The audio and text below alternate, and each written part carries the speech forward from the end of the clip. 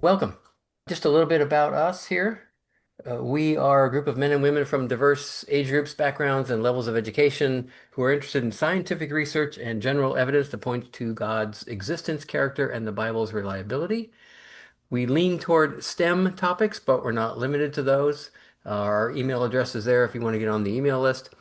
So I've got just one or two announcements, and then we'll get into our presentation tonight by Dr. Michael Strauss on From the Biggest to the Smallest. You can see there on the side there, that's the cover of his book. I haven't read it, but it looks like a good book. I would like to read it, actually. I've only got really one announcement. We just opened up our YouTube channel last month. So we are putting our meetings on YouTube. And so last month's video on critical race theory, Christianity and critical race theory is there. And we've also got some of the previous meetings videos there. Tonight's meeting will go there as well. And I will put a couple other ones up previously that we recorded, and we'll put those up there as well. So if you haven't seen it, just look for Triangle Apologetics Community on YouTube. All right, but let's get into tonight's presentation, From the Biggest to the Smallest. Physicists have examined the mysteries of the universe from the scale, the size of quarks, less than 10 to the minus 19 meters, up to the distance of the farthest visible galaxies, about 10 to the 26th meters, a remarkable range of approximately 35 orders of magnitude. In Romans 1, Paul writes that God's invisible attributes have been clearly seen through what has been made. In this talk, Dr. Mike Strauss will discuss the vastness of the universe that we observe in the distant cosmos and the smallness of the universe that we probe in the subatomic world. He will talk about how both these extremes give us insight into the character of the Creator and consider some practical life applications based on what we learn about God through these scientific observations. Let me just give a little information about Dr. Michael Strauss. He grew up with an interest in science and theology, so in 1977 he chose to go to Biola University, where he could study both subjects in detail. From there, he decided to pursue a graduate degree in physics at UCLA. During his first few years of graduate school, he developed an increased interest in quantum mechanics and subatomic physics and decided to do research in a field that dealt with these subjects. Thus, he joined a high-energy physics experimental group doing research at the SLAC National Accelerator Laboratory and moved to the San Francisco Bay Area to actively participate in research at SLAC. Mike graduated in 1988 with a PhD in high-energy physics, also known as elementary particle physics. For about 15 years, he did research at the Fermi National Accelerator Laboratory, known as Fermilab, with the, is that D0? I'm going to Yes, call it D. yes, D0. D0, yes. I'm a computer guy. We used to write zeros that way a long time ago when you had to write it on paper. Anyway, the D0 experiment.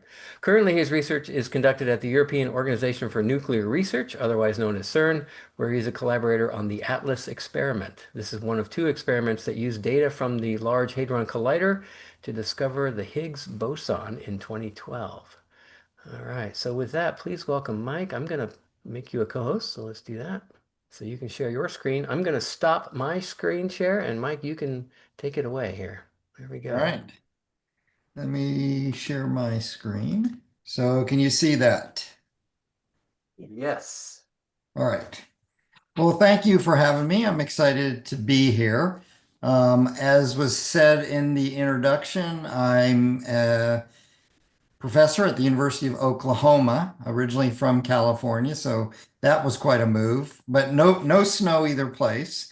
And I do research at the Atlas experiment at CERN, where I study experimental particle physics. So this is kind of what the universe is made of. It's made of atoms, and each atom has at its core the nucleus. The nucleus is made of neutrons and protons are made of quarks. I spent about 30 years of my career studying quarks and how they work together in neutrons and protons. And I've spent the last 15 years studying the Higgs boson, which was discovered in 2012. So the last 12 years or so. This is a kind of an aerial view of CERN, the main campus there. It's about a mile and a half long and maybe a half mile wide, but there's a tunnel. I'll talk about my research a little bit more later that runs a tunnel runs underneath much of the French-Swiss countryside. Of course, not only am I a scientist, but I'm a Christian, and there is a perception among some people that these two things don't go together.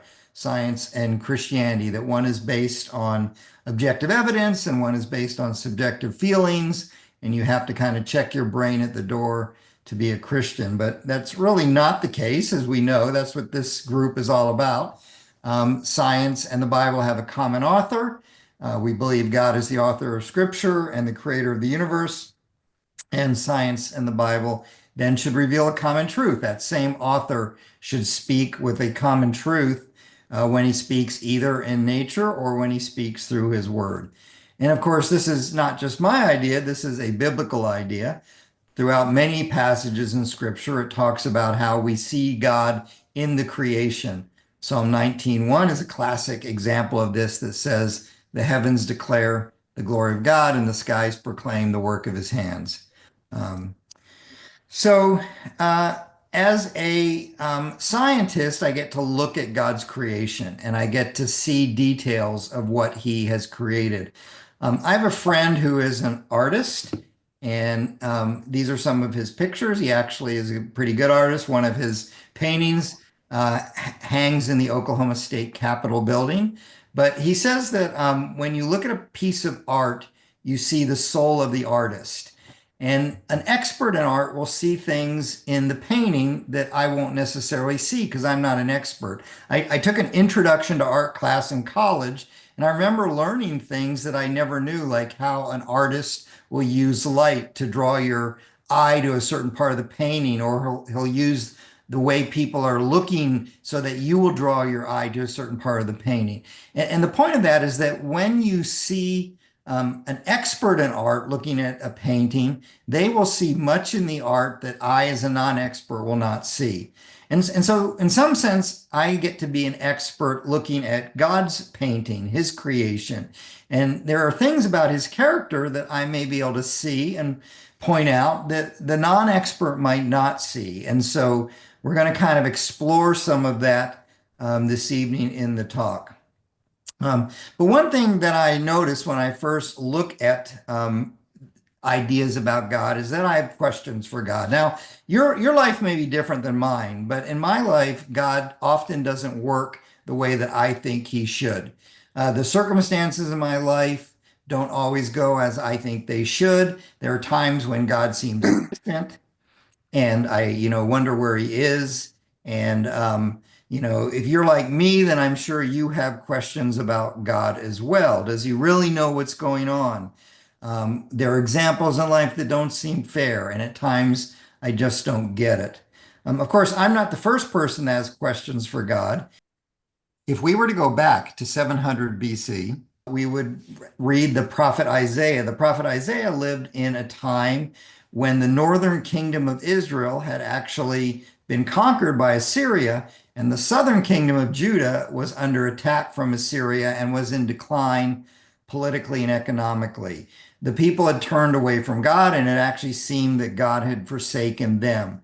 In fact, in Isaiah 40, the people say to God, "The justice due me escapes the notice of my God." In other words, they're saying, these circumstances don't make any sense. We are due justice and we are experiencing injustice. And they had questions for God. And the reason I bring this up is because in the midst of their questions for God, God gives them at least a partial answer. And here's the answer in Isaiah 55. It says, God says, "For my thoughts are not your thoughts, neither are your ways my ways, declares the Lord. As the heavens are higher than the earth, so are my ways higher than your ways, and my thoughts than your thoughts." So maybe it shouldn't be surprising that we don't understand God. He does things differently than us. His ways are not our ways. His ways are higher than our ways. In fact, if you look at this verse, it says that as the heavens are higher than the earth, so are my ways higher than your ways. So that gets me thinking as a scientist, well, how high are the heavens above the earth? If God is going to use this example to say his ways are different than my ways, maybe I should investigate how those heavens are higher than the earth. And so that's what we're going to do. The first part of this talk is from the big to the small. So let's look at the big. Let's see how God's ways are higher than our ways and see the size of the universe to some extent. So the closest object to us in the universe, celestial object is the moon. It's 240,000 miles away. That would be like circling the Earth about 10 times. In the most powerful rocket ever made, until Elon Musk came along, the Saturn V rocket, it took humans 3 days to get to the moon, to get to the closest object in the universe to us. On Christmas Eve, 1968, Apollo 8 circled the moon for the first time, where humans could see the far side of the moon. And as they crested the moon, they took this iconic picture of the Earth. They actually read the creation story from Genesis 1 as they took this picture and circled the moon. Now, picture is interesting to me because in my life, when I have questions for God, my problems seem really, really big. They seem insurmountable. But from this point of view, I can't see my problems. I can't see anything that bothers me when you just look at the Earth from the closest celestial object. In fact, my problems seem quite small. But that's the closest celestial object. The farthest we've ever sent anything away from the Earth is the Voyager 1 spacecraft. It was launched on September 5th, 1977. As of currently, it is 15 billion miles from the Earth. It's the only object to actually leave our solar system. It passed by all the planets except for Pluto. On February 14th, 1990, the people that were controlling the spaceship asked the spaceship to turn around, Voyager to turn around and take a picture looking back towards the Earth. And this is the picture it took, facing back towards the Earth from 3.7 billion miles away.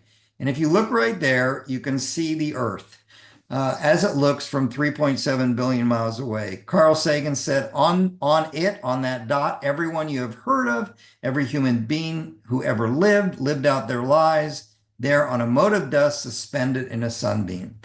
It's actually not a sunbeam, it's part of the diffraction pattern from the lens, but that's irrelevant. The point is, this is what we look like when you're still within our solar system, only 3.7 billion miles away. And again, my problems don't look very big from that perspective, although they certainly are big to me. The closest, star to us is our sun, of course. The sun is 93 million miles away. It takes 8.5 minutes for light from the sun to reach us. If we were to get in the fastest rocket ship, the Voyager, and go towards the sun, it would take us 3 months to get to the sun, even though it only takes light 8 minutes to get to us.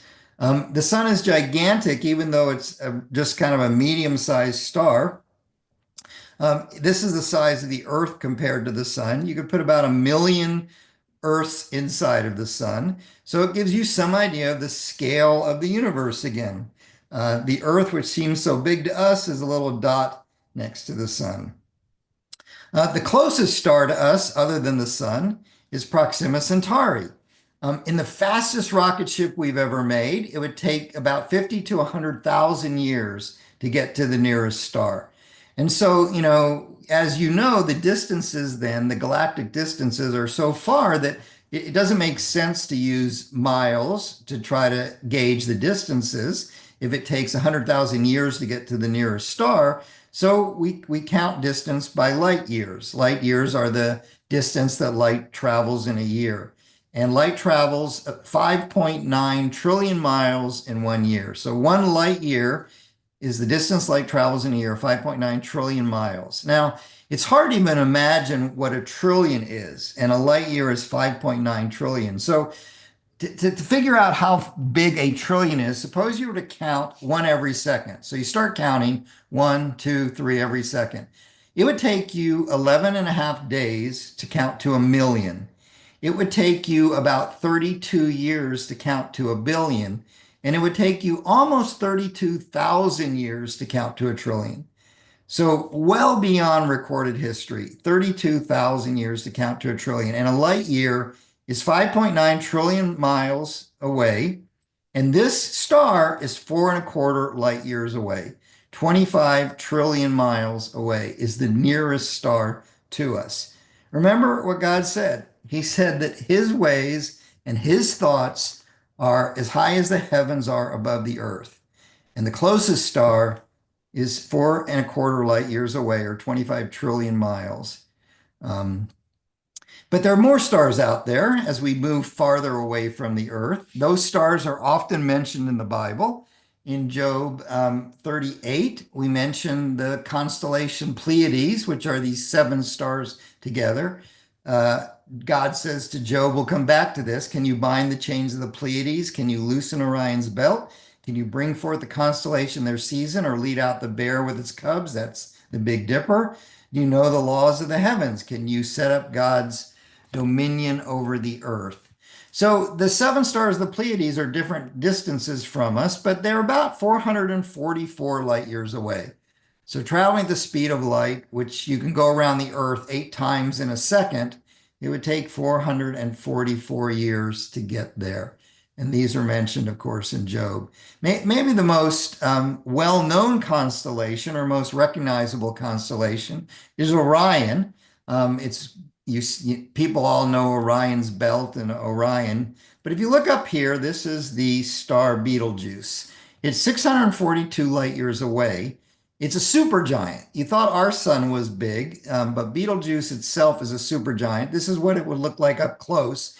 And if you were to put the Betelgeuse in the location where our sun is, here's where the planets would be. Betelgeuse itself is as large as the orbit of Mercury, or of Jupiter. It would completely encompass all the inner planets. It would reach out a little bit beyond Jupiter and completely engulf it. And this is just one star, the star Betelgeuse, which is 642 light years away, this supergiant. So again, how big is the universe? You begin to get some idea. Another feature in Orion is down here, the Orion Nebula. A nebula is a bunch of gas that is either from an exploding star that's already exploded, or a stellar nursery where gas is coalescing and making new stars. This is a beautiful picture of the Orion Nebula. It's 1,344 light years away. So in the scope of the universe, it's still pretty close, but it would take 1,344 years to get there, traveling at the speed of light. Most everything we can see with our naked eye is actually pretty close in the universe. This is the picture of the Cat's Eye Nebula. It's nothing except looks really cool, so we have to put it up there. It's 32,062 light years away. It's from a dying star. So this is gas that is being ejected from a star that has exploded. It exploded about 100,000 years ago, and it's thrown its gas into space from 100,000 years ago. Now, again, all of this stuff is relatively close to us. It's within our galaxy. If we could move even a little bit farther away, we would see our Milky Way galaxy. Of course, we can't get this far away to see it, but this is what it would look like if we could get that far away. There's about 200 billion stars in our galaxy forming these spiral rings. The galaxy itself is 105,000 light years across, and our sun is kind of right in the middle of one of these spiral arms. If we were to travel across the galaxy at the speed of light, it would take 105,000 years. And this is just one of billions of galaxies. One of the closer galaxies to us is NGC 4414. We like to look at this one because it's also a spiral galaxy, so it gives us some idea of what the Milky Way would look like from some distance away. But it's 62 million light years away. Traveling the speed of light, it takes 62 million years for the light from NGC 4414 to reach us. And again, how big is the universe? This is what we're looking at. Why? Because Isaiah tells us that God's ways are as high as the heavens are above the earth. Now, the farthest picture we have of the universe is the deep field picture, Hubble Deep Field picture taken from the Hubble telescope. So what they did is they pointed the Hubble telescope to a point in the sky where they thought nothing was there. There was nothing in the sky. And they took a picture of a tiny dot. It's as if you held your arm out at arm's length and you held a grain of sand in one of your fingers, and you look through that grain of sand held out at arm's length at a point in the universe where you think there's nothing there. And this is what they saw. Everything here except for this thing with the little stars on it, these few things with the little diffraction patterns on them, everything is a galaxy. This is one tiny pinpoint in the universe where we think there's nothing there and you see nothing but galaxies. The most distant galaxies in these pictures, in this picture, are about 13 billion light years away. The edge of the visible universe. It's taken 13 billion years for the light to reach us.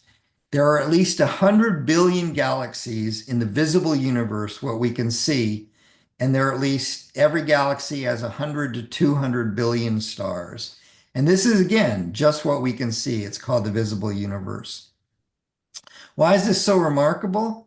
Because, again, what does God say in Isaiah? The passage where they are questioning whether God even cares about them. He says, "To whom will you compare me? Or who is my equal?" says the Holy One. "Lift up your eyes and look to the heavens. Look to the heavens. Who created all these? He who brings out the starry host one by one and calls forth each of them by name. Because of his great power and mighty strength, not one of them is missing." Out of the 100 billion galaxies that we can see with 100 billion stars in them, the Bible says that God calls each one of them by name. So, how big is your God? The Bible says that he created it all, that his ways are as big as the universe.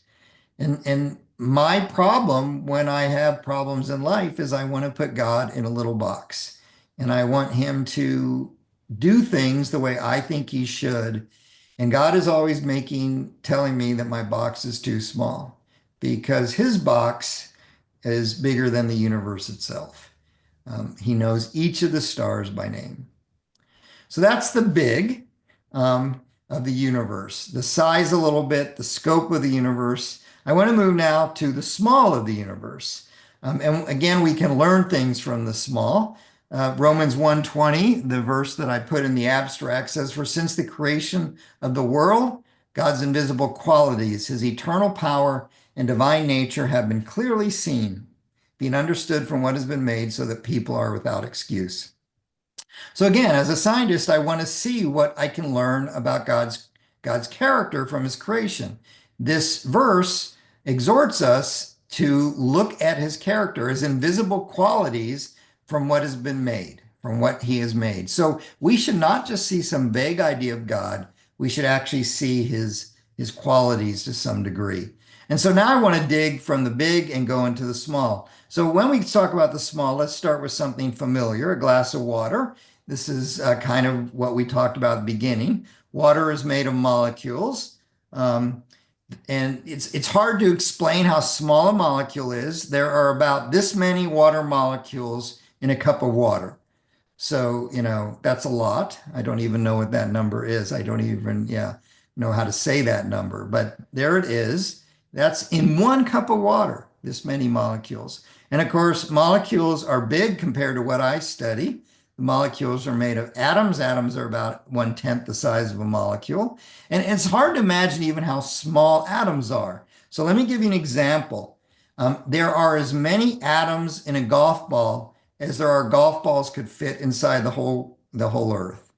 And so there are as many atoms inside one single golf ball as there are golf balls could fit inside the whole Earth. So that gives you some little clue of how small it is when we start talking about atoms.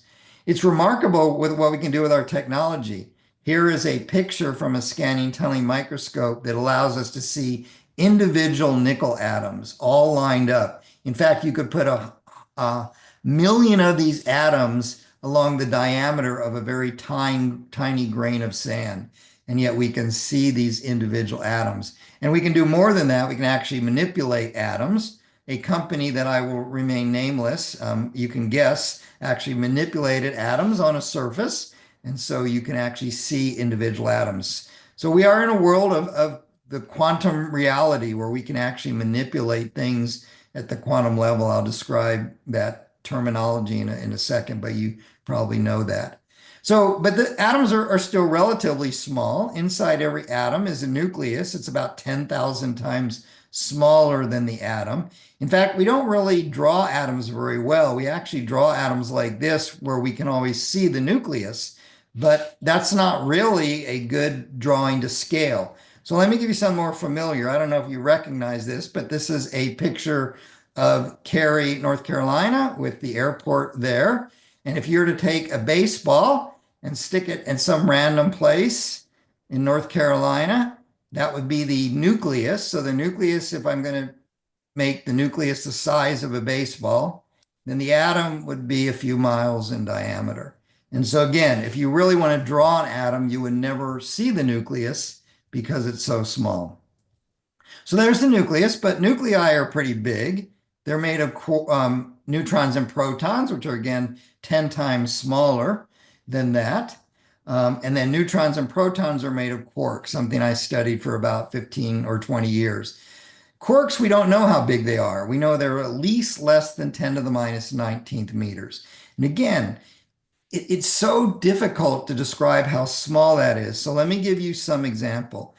The difference in size between a quark and a human being is the same as the difference in size between a human being and the distance to the galaxy, the farthest galaxy you can see with your naked eye. So the difference in size between a quark and a human being is the same as the difference in size between a human being and the distance to the farthest galaxy you can see with your naked eye.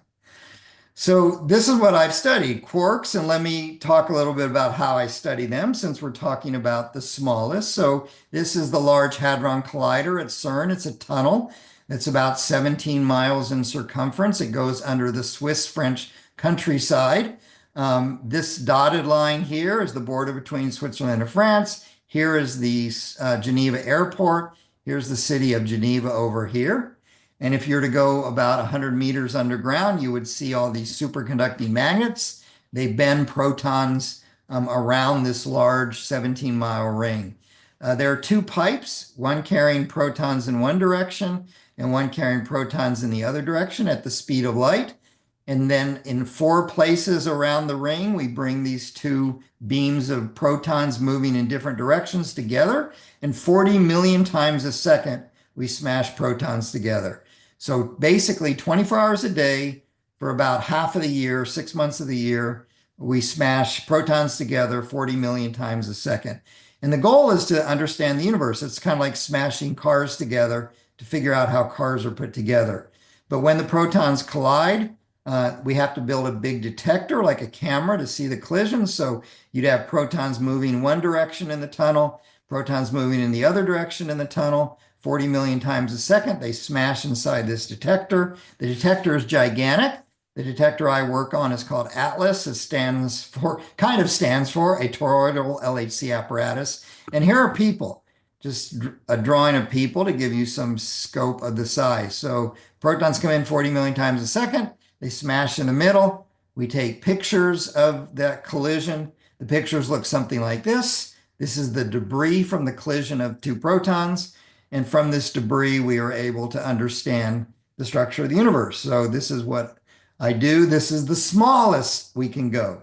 The smallest we can go right now is quarks. So the question I have is, does anyone know what quarks are made of? If you did, we could win a Nobel Prize because nobody knows what quarks are made of. So that is one of the things we're looking for in our collisions. Are quarks made of something smaller than that? So why do I describe all this? Because, we live in the macroscopic world. It's the world we're familiar with. And what I'm describing is the microscopic world. It's what atoms are made of and things that are smaller than atoms, quarks and protons and neutrons. And it turns out that these two worlds are not equal at all. They are completely different. The small world is described by what we call quantum mechanics. And since the title of this talk is from biggest to the smallest, let me describe some of the strangeness of quantum mechanics, because the quantum world is very strange. For instance, in the quantum world, you can be at 2 places at one time.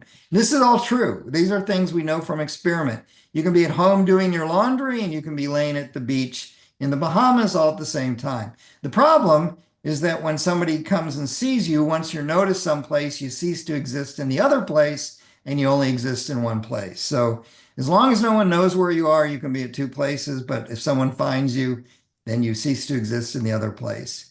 In the quantum world, suppose you could throw a basketball 20 feet and in front of you was a wall that was 25 feet high. Would you ever be able to throw the basketball over the wall? Of course, the answer is no.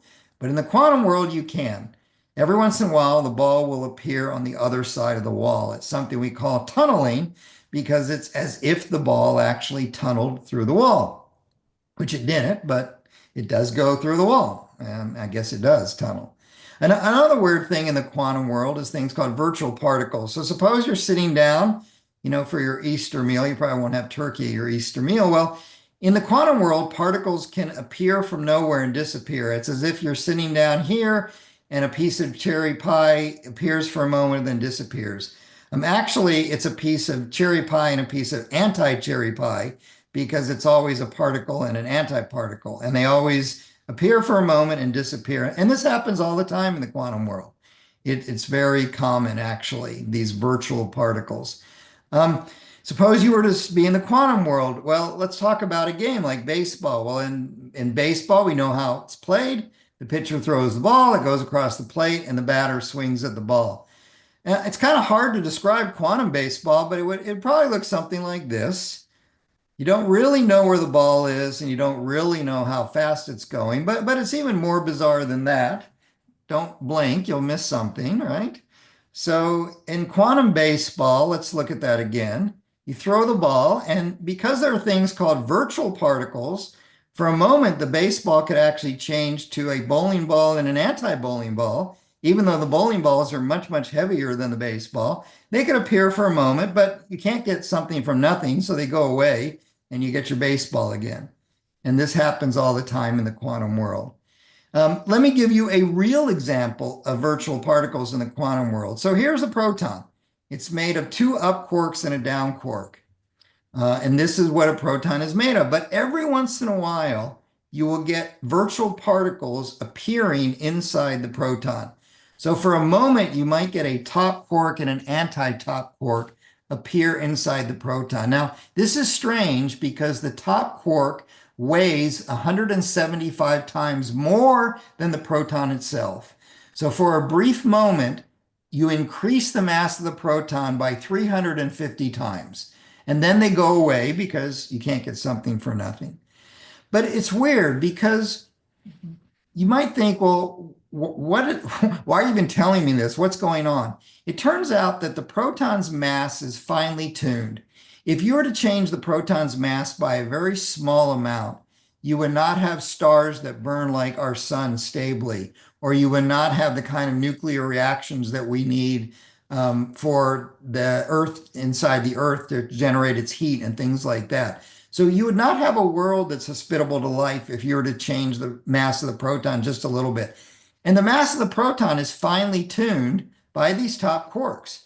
If you did not have virtual top quarks appearing in the proton occasionally and disappearing, that would change the mass of the proton slightly, which would create havoc in the universe, and we would not be here.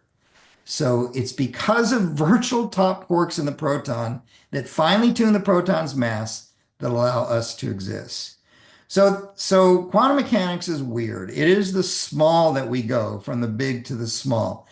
And you might think, well, so what? But life's only possible because of quantum mechanics. If you don't have quantum mechanical principles, then you only have monatomic and diatomic molecules. You have no complex molecules. It's only because of quantum mechanics that we can have complex molecules like proteins and DNA, the whole structure of life. If you were God, or if I was God, would you make a small world, a microscopic world that is entirely different than a macroscopic world? I wouldn't. I would make the microscopic world look exactly like the macroscopic world. That makes sense. But in our universe, it's not like that. The microscopic world looks entirely different than the macroscopic world. It's not how I would do it, but what do I learn from Isaiah? God's ways are not my ways. And it's because of this microscopic world then that we have life. Without the microscopic world of quantum mechanics, the beauty that we see in nature, the life we have, would not be here. There would just not be the physics available for all this to happen. So we looked at the big, the size of the universe. We've looked at the small, the quantum mechanics. And I want to come back to kind of some application from this. The book of Job is the oldest book in the Bible. The first one written tells the oldest stories, actually, or I guess there's earlier stories, but it's the oldest book written. And, Job was a man, you know the story. He was wealthy. He had everything going for him. And through a series of circumstances, he loses it all. He loses health, all his children die, he loses all of his wealth, and he is inconsolable. He's sitting there scraping boils off of him, and it doesn't make any sense. God doesn't make any sense. His wife says, curse God and die. He's been righteous his whole life, and now he has completely had everything taken away from him. If you ask, why does God allow injustice and tragedy, Job is the poster child for that. And for 37 chapters, his three friends tried to debate with him about what has gone wrong. Job, you must have done something wrong because you're being treated like this. No just God would treat you like this just because, for no reason. And so for 37 chapters, they basically condemn Job that he must have done something wrong. And then in chapter 38, something changes. Instead of his friends talking, God talks. And God steps in and he says to Job, who is this that darkens counsel by words without knowledge? Now gird up your loins like a man, and I will ask you, and you instruct me. In other words, God says to Job, I'm going to go into battle with you. You've been battling with me. I'm going to go into battle with you. And for 4 chapters, basically, God just asks questions. Questions like this: where were you when I laid the earth's foundation? Tell me if you understand. Who marked off its dimensions? Surely you know. Who stretched a measuring line across it? On what were its footings set, or who laid its cornerstones while the morning stars sang together and all the angels shouted for joy? And for 4 chapters, God just questions Job. And at the very end, Job makes this remarkable statement. He says to God, my ears had heard of you, but now my eyes have seen you. We're never told the reason Job suffers. We're never told really why God allowed the injustice. We're only told the outcome. The outcome is that Job now knows God in a better way than he ever had. Before his ears had heard of God, but now his eyes have seen him. This is the point. I go back to Isaiah 55. God's ways are higher than my ways, as the heavens are higher than the earth.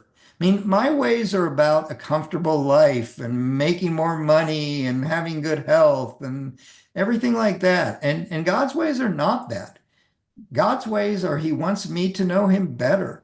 He wants my eyes to see him when only my ears have heard of him. Um, and it's because of that that he does things in my life that I don't understand, because his ways are as high as the heavens. And he wants me to know him better. He wants me to trust him more. He wants me to love him more. And because of that, his ways are different than my ways. Now it's interesting. Isaiah tells us that as the heavens are higher than the earth, so are my ways higher than your ways. In some ways, that's comforting, but in some ways, if the story ended there, it would be a little disturbing, because I'd have this God who is so different than me that I'm never going to understand, that does what he wants that I won't understand. But in interesting to Scripture, there is another thing that is ascribed to God as the heavens are as high above the earth. It's in Psalm 103. It says, for as high as the heavens are above the earth, so great is his steadfast love towards those who fear him.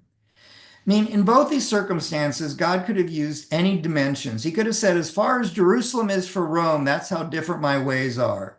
As far as Jerusalem is for Rome, that's how great my love is. But he doesn't. He chooses the largest distance we can ever imagine. The largest distance, the 94 billion light years of at least of our visible universe. And he says, that's how high, that's how different my ways are than your ways. But not only that, that's how great my love is towards you, as high as the heavens are above the earth. That is comforting. And, we know that God showed his love. God demonstrates his love for us. And while we were still sinners, Christ died for us. I mean, this is the greatest love. This is what we celebrate today on Good Friday. This death of Christ because of God's great love for us and his resurrection so that we could have a relationship with him. This is the message of Christianity, that God's ways are higher than the heavens are, and God's love is higher than the heavens are. All right. So, first of all, thank you, Mike, for all of that. Personally, I find it fascinating, both the big and the small. What questions does anybody have? Just unmute yourself and ask your questions. Dr. Strauss, I really enjoyed that presentation, like Dennis said, both the big and the small. I was just curious, I follow the Voyager news. I know they had a few heart-stopping days there a short time ago where they were getting gibberish. And did they get that all sorted out? I think it was some creative programming. They were getting it to talk again or something. What's the latest? Yeah, I didn't hear the final of that as well. Well, I heard, what you heard, that they had finally lost communication with it, but I never Googled it to see whether they regained communication. I'm sure we could look it up in 5 seconds and find out. But Okay. yeah, so after since 77, we may finally get to the end of the Voyager mission, which would be remarkable that it lasted this long. And the memory on it is like a few kilobytes or something. I mean, the technology is so antiquated. It's amazing. Yeah, and the fact that it's still running at that vast distance, just mind-boggling. Yep. Yeah. But I have a quick follow-up on that. How fast is that Voyager thing moving? Right. I gave you how long it takes to go. I forget. So I'm going to look up your two questions. Uh, Okay. so Voyager is moving 38,000 miles per hour relative to the sun. And Okay. yeah, so I know I use that when I calculate how long does it take to get to the Pleiades or whatever, right? Or the nearest star. And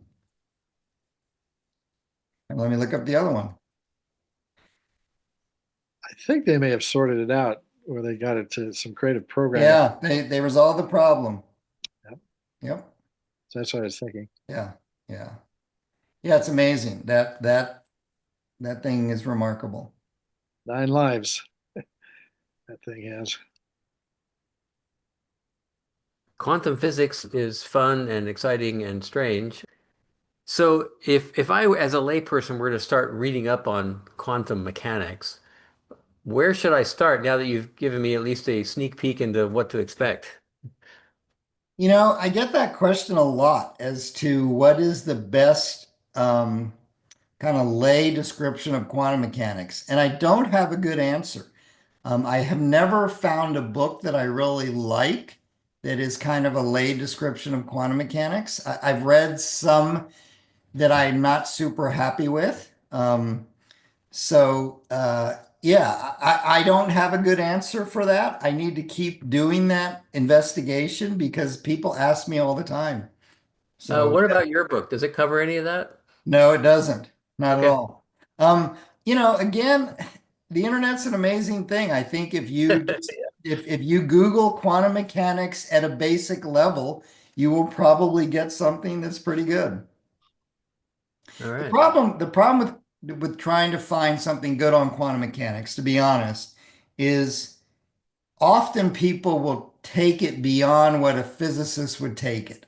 So, you will read philosophers talking about quantum mechanics, and they come up with all these ideas because there's an indeterminacy in quantum mechanics or whatever. And this is part of the issue. If you go to Wikipedia and look up quantum mechanics, you'll get a very long article. And if you go to Wikipedia and look up interpretations of quantum mechanics, in other words, what does it really mean? The article is half as long as the article on quantum mechanics itself. And so that's part of the issue is when you try to explain it, there are so many different explanations The math works, but the explanation as to the reality underneath it, nobody really knows the answer to.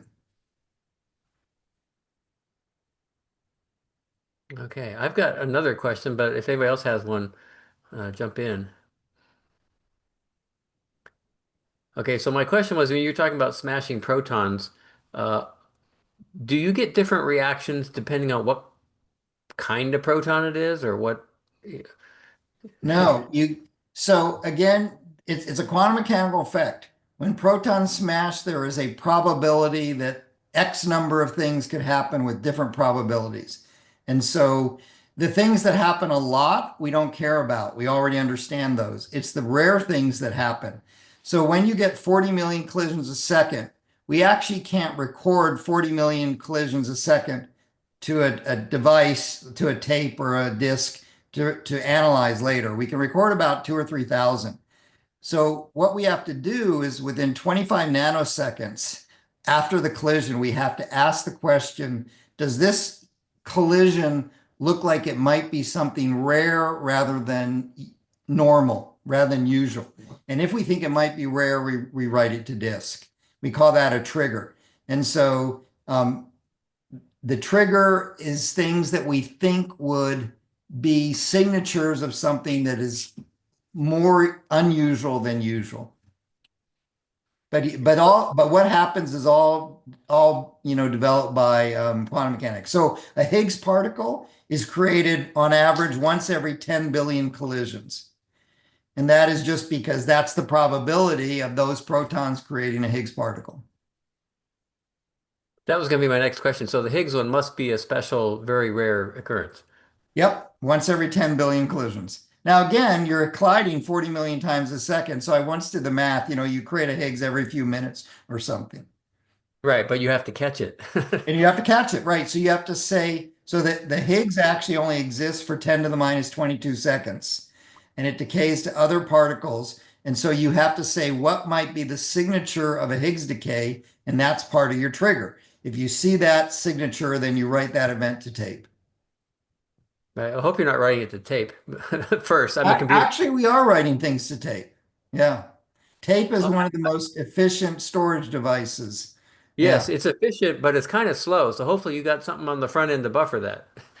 Actually, we do. Yes. Yeah. There you go. Okay. And we can write 3,000 events per second. We have multiple tapes to Right, tapes. right, right. I Yeah. used to mount tapes, those old 9-track tapes. That was my Yeah. job many years ago. So Yeah. very We familiar with actually we actually used back when I was at Stanford, we used eight Super 8 tapes to actually record data. it. Yeah. I had another question, Dr. Strauss. I was interested in reading about quantum computing, and I thought this was still kind of in the theoretical, but I'm reading articles now. They're able now to they're starting to develop actual quantum computing. They're developing software operating systems for quantum computers. And I just, maybe I've got that wrong, but just could you boil that down? How does a quantum computer differ from a So, standard so computer? actually, we're a long ways from a real quantum computer. I mean, when you read it, these are baby steps that look more like a quantum computer than a normal computer. But when I talk to people who, think of the big picture, they will still say, these are not what we really think of as long-term quantum computers. So there's I'm not an expert on this, but I know there's at least two major differences in a quantum computer. One is that in a computer, you've got bits that are either on or off. Everything's binary. Quantum computers can be in multiple states. So rather than a qubit, which what they call it, doesn't have to just be a 0 or 1. It can be anywhere in between. And then the other thing is you can entangle the bits because quantum mechanics has something called entanglement. So I can entangle the bits so that the qubits are talking to each other rather than working separately. And so those two things, a not base 2 bit, and the fact that the bits can be entangled, which I don't even know totally what it means, makes these much, much faster. But again, the quantum computers that we have now, I think, they are like, the hardwired UNIVAC computer, where they're only there for one purpose and they were designed for that one purpose and they can do one very small thing super efficiently, but they're nowhere near like a multi-purpose machine or something. It's interesting though. The first steps are happening for sure then. But the first steps are happening. Yeah. Again, but even those who are talking about the big picture will say it's uncertain whether we will ever really have quantum computers or not, even though the first steps are happening. Yeah. Just a side note, I worked on a hardwired UNIVAC computer many years ago. I know Yeah, there exactly you what go. that is. Yeah, yeah. I've just seen pictures. I'm not quite that old. I've actually touched it and worked with it. Yeah, that's Yeah. good. Yeah. So at the very least, that's a real thing. Yeah, oh no, I know. Yeah, it's like I said, I've seen pictures of it. Yeah. Yeah. I've got another question, but I don't want to dominate if someone else has one. Well, I don't think there's many questions, so keep going. Yeah. Okay. I'm a bit of a Trekkie, so the whole transporter beam me up Scotty thing. I love Gene Roddenberry's creative mind because, of course, the Heisenberg uncertainty principle is Yeah. what you talked about. You look at it, it changes, we never know where it is. So it's like we're having trouble with our transporter, Captain. He's like, well, the Heisenberg compensators are off. Right. What is it? I don't know. How does it work? I don't know. But I thought that they were able to teleport an electron or a single electron or something like that began to kind of sound like teleportation. And I just wondered if you knew anything about that. Yeah, again, they use the terminology teleportation. What they really do is they transfer the information, I think, from one place to another. Which again, so rather than in transporter language, you don't actually beam the atoms. You beam the information and then you recreate the thing with different atoms at the other location. So is that really, if I take your atoms apart and make you different atoms at different place, is that really you? What about my soul? These are big questions, Well, aren't I know, yeah. they? Actually, Where's that going? this is an interesting question because my understanding is this is one thing that we as Christians use as an apologetics for there being some kind of soul. My understanding is over your lifetime, all of your cells are different than they were originally. And so how can you just be your body if every cell has been replaced? Good point. Yeah. Question. Yeah. Yeah.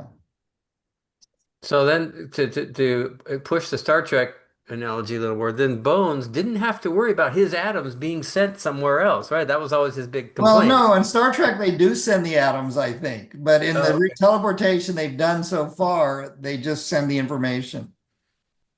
So it's just a copy. It's a copy, right? Yeah, yeah. Okay.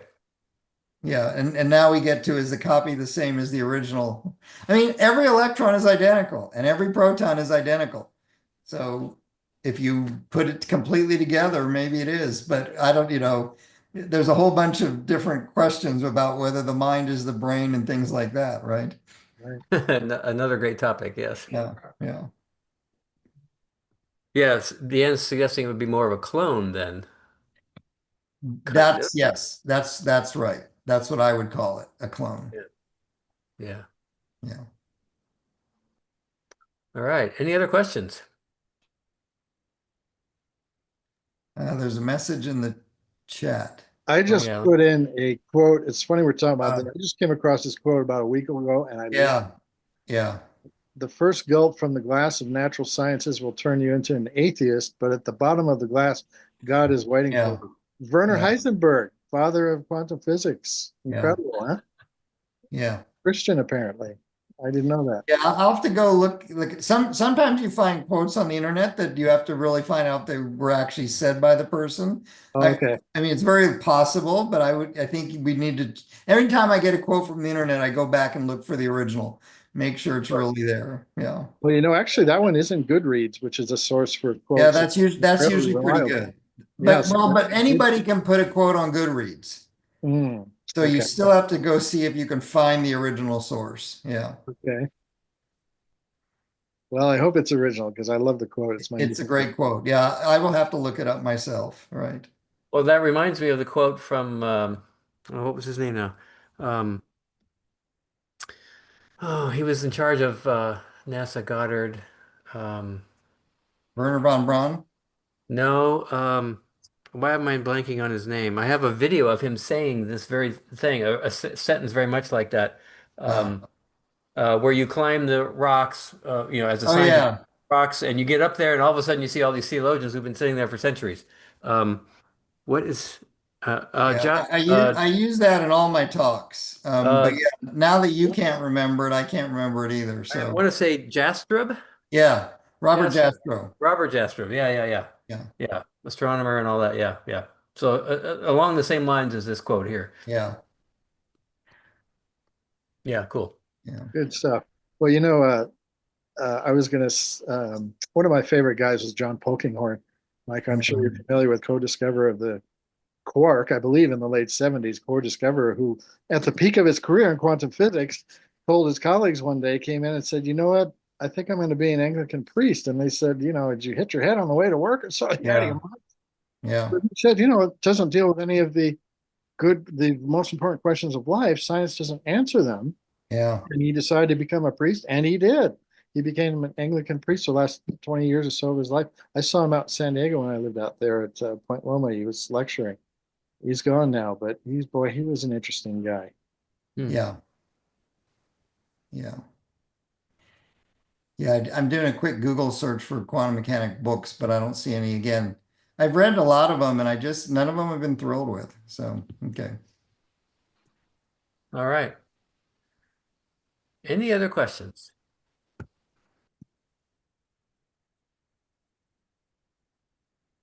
All right then. Well, let's thanks, Mike, very Thank much. you. This is a lovely presentation. And we will this video will go up on our YouTube channel after I do a minor little bit of editing, and Good. it should be up soon.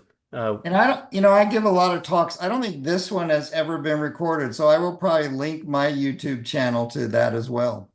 all right, I'll let you know when it's ready. All right. Thank you. Super. Well, Have a good evening. yes, good. Have a good evening, everyone. All right. Really enjoyed the talk. Bye. Thank you, Dr. Thank Sam. you. All right. Thanks, everybody. Thank you.